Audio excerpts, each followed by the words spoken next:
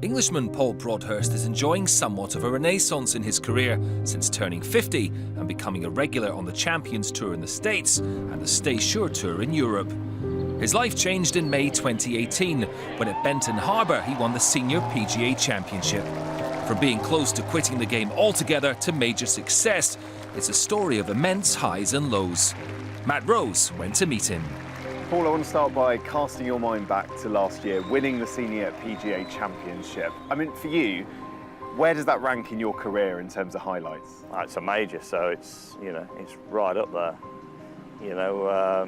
I won the Senior Open, which is obviously coming from the UK, is my national championship. So that was the one as a child that I always dreamt about winning the Open Championship. Well, I won the Senior Open, but I mean, I think you play in Europe for so long, you dream about coming over to the States, and when you're here, you really feel that you have to win something to make your mark over here, and to win the USPGA Senior Championship was incredible.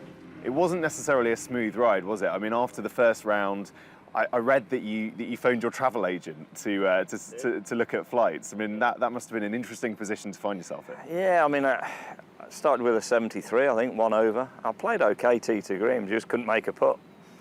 So I knew the long game was in reasonable shape, but I didn't expect Friday, Saturday and Sunday to go quite so well. But I did. I rang my travel agent back home.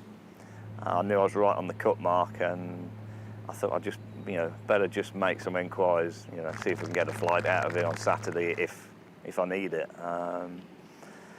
So he informed me it was going to cost me quite a bit of money to change. How much? So it was about $1,200 altogether to change tickets. So I guess I used that as a bit of motivation to play well over the Friday, Saturday, Sunday. And you made 26 birdies over that weekend. I mean, have you ever played golf like that in your career? Because the way that happened, obviously, being able to play with that level of freedom must have been amazing. I mean, the momentum started on Friday. I played nicely, tee to green, made a few putts. And then Saturday, Sunday, I hold so many 30, 40-foot putts. I was playing well tee to green, but even when my irons were sort of average, I made up for it with, unbelievable putts. The last day I started off with a really average 9-iron into the first hole, a little bit protected because the pin was hard left, and sort of pushed it right, 30, 40 feet right. A really average shot. And I hold it across the green. And you start off like that, you suddenly think, well, maybe this could be my day. And so it panned out. And 63 in the final round, I mean, that's the lowest ever by a PGA champion. That just goes to show how impressive that was. Yeah, I just remember coming on to the 12th tee, I think it was, a par 4, and I'd made 5 birdies, and I think I was tied for the lead at the time. I'm walking down 12, I just thought to myself, wow, you're 5 under and you're only tied for the lead. You've got to make some more birdies.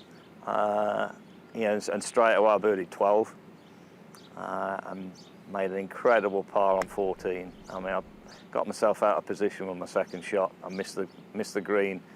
Not too far from the flag, but I had absolutely no chip, and I got a bit, not confused, but perhaps played the wrong shot, and it went off down the green 30 feet.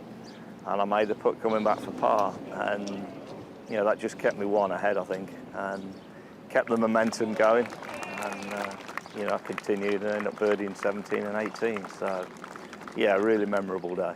For Golf and World viewers who, have just kind of got to know you, obviously, I mean, just take your mind back to 2011. You lost your European Tour card then. Where were you with your game at that point? Obviously, I imagine quite a frustrating place. Yeah. I had a shoulder injury in 2010. I played a few events on a medical in 11.